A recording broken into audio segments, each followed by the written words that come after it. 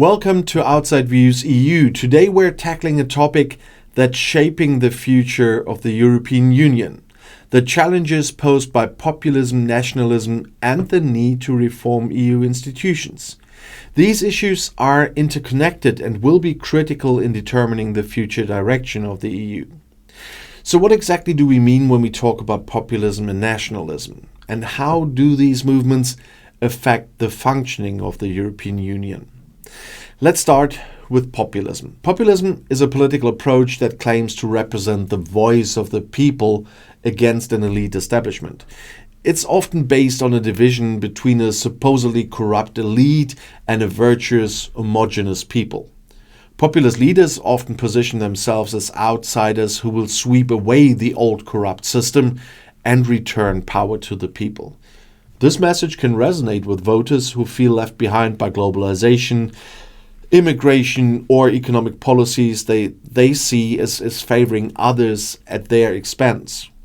And populism isn't inherently left-wing or right-wing. We've seen populist movements across the political spectrum in Europe, from left-wing parties advocating economic justice to right-wing parties focusing on national sovereignty and cultural identity. One of the defining characteristics of modern populism in Europe is its opposition to EU institutions. Populists often argue that the EU is an elitist project disconnected from ordinary people. They criticize the EU for being undemocratic, overly bureaucratic, and too focused on the interests of powerful member states or multinational corporations. Populist leaders have called for everything from reforming the EU to outright leaving it, as we saw with Brexit.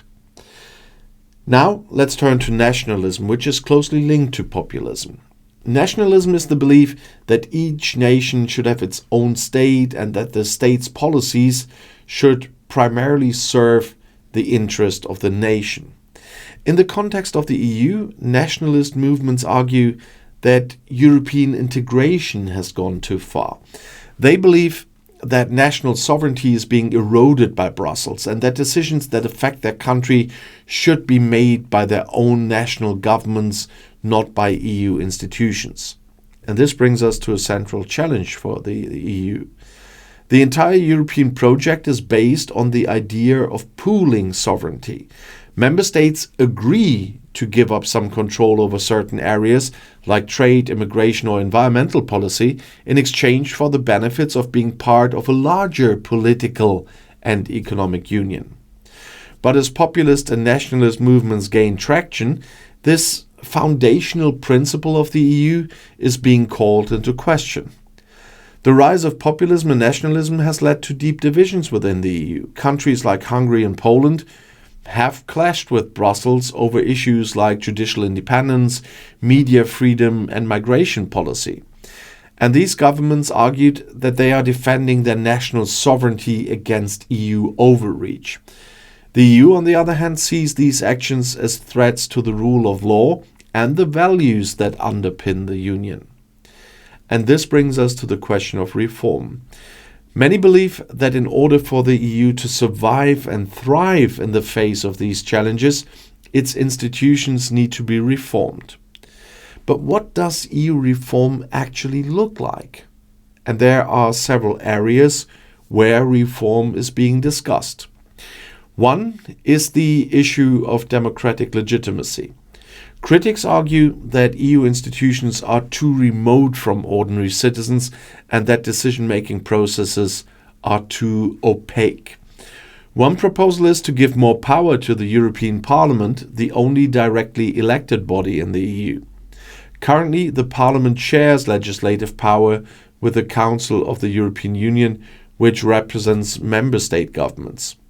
By increasing the Parliament's role, proponents of reform argue, the EU could become more accountable to its citizens. And another area of reform is the decision-making process. At present, many important decisions in the EU require unanimous agreement from all member states. This has led to gridlock on key issues, with one or two member states able to block progress.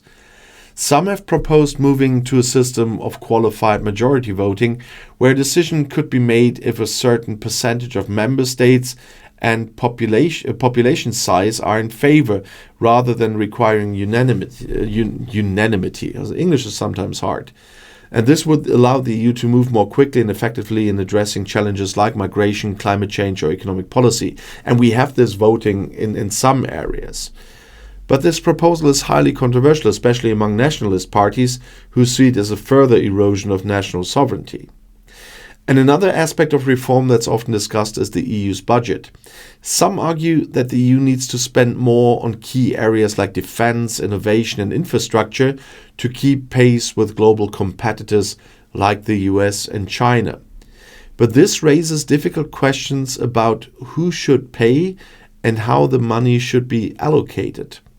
Net contributor countries like Germany and the Netherlands are often reluctant to increase their contributions, while countries that benefit from EU funding argue that more investment is needed. And migration is another critical area where reform is needed. The migration crisis of 2015 exposed deep divisions within the EU. Countries like Germany and Sweden took in large numbers of refugees, while others, particularly in Eastern Europe, refused to share the burden. And this has led to calls for a more unified EU approach to migration policy, but so far little progress has been made.